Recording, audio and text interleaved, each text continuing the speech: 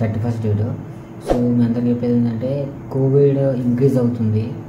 So ప్రతి 100 కేసులలో అంటే 100 మంది టెస్టులలో 5 పాజిటివ్స్ వస్తున్నాయి బిఫోర్ న్యూ ఇయర్ స్టార్టింగ్ ముందే.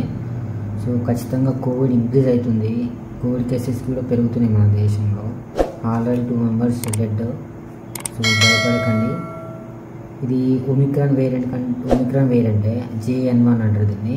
JN1 దీనివల్ల ఇన్ఫెక్షన్స్ ఉంటాయి, లంగ్ ఇన్ఫెక్షన్స్ ఉంటాయి, ఇంకా throat pain, stomach pain, cough, fever.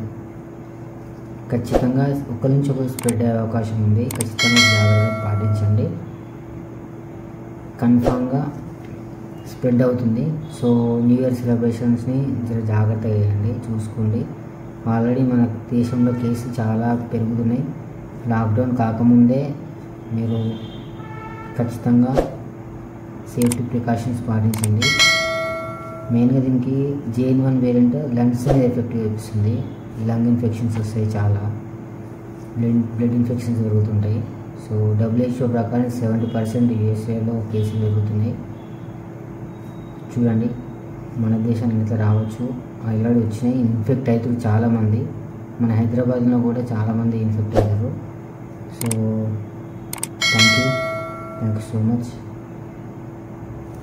Thank you for watching. By by.